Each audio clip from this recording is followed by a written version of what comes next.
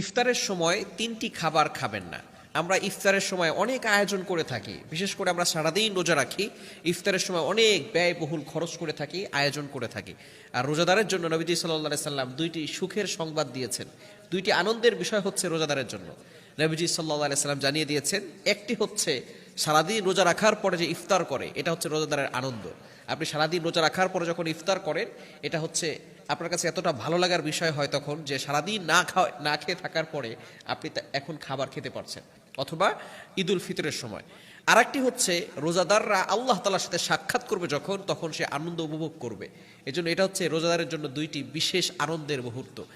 আর আমরা ইফতারের সময় অনেক আয়োজন করে থাকি, তবে 3টি খাবার থেকে আমরা দূরে সরে থাকবো। নবীজি সাল্লাল্লাহু আলাইহি সাল্লাম নিজে আমাদেরকে জানিয়ে দিয়েছেন, এবং বর্তমান চিকিৎসা বিজ্ঞান যারা রয়েছে তারাও বলছে সারাদিন খালি পেটে থাকার পরে এই জিনিসগুলো থেকে দূরে থাকতে। বিশেষ করে নবীজি সাল্লাল্লাহু আলাইহি সাল্লাম জানিয়ে দিয়েছেন, বুখারী শরীফের 855 নম্বর হাদিসের ভিতরে রয়েছে, আমরা সারাদিন রোজা রাখার পরে প্রথম নাম্বার হচ্ছে পেঁয়াজ খাবো না। কাঁচা পেঁয়াজ যেটা আছে সেটা খাওয়া থেকে আমরা দূরে সরে আসবো। আমরা অনেকেই কাঁচা পেঁয়াজ খেতে পছন্দ করি, বিশেষ করে আপনি যখন রান্না বান্না করবেন তখন তার ভিতরে যে দুর্গন্ধ আছে সেগুলো চলে যাবে। কিন্তু আমরা বিশেষ করে ইফতারের সময় যে আয়োজন করে থাকি, মুড়ি মাখাই, বিভিন্ন ধরনের আইটেম করে, তখন আমরা অনেকে কাঁচা পেঁয়াজ খাই। ভালো করে মনে রাখবেন, নবীজি সাল্লাল্লাহু আলাইহি সাল্লাম নিষেধ করে দিয়েছেন, যারা কাঁচা পেঁয়াজ খাবে তারা যেন আমাদের থেকে দূরে সরে যায়, এবং তারা যেন আমাদের মসজিদে না আসে, মসজিদ থেকে দূরে সরে যায়।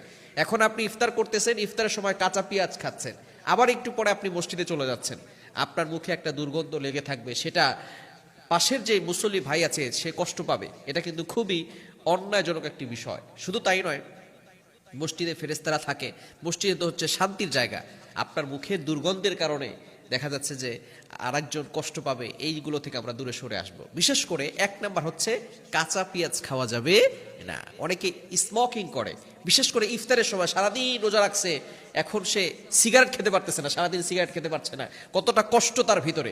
ইফতার শুরুই করে সে খেজুর একটা খাওয়ার পরে সিগারেট খাওয়া শুরু করে। এরকম মুসলিম সমাজে আছে না নাই? খবরদার।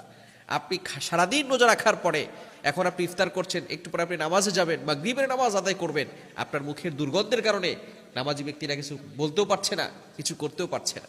এজন্য এই দুর্গন্ধ থেকে আমরা দূরে সরে আসার চেষ্টা করব। নাম্বার 2, দ্বিতীয় নাম্বার হচ্ছে কাঁচা রসুন।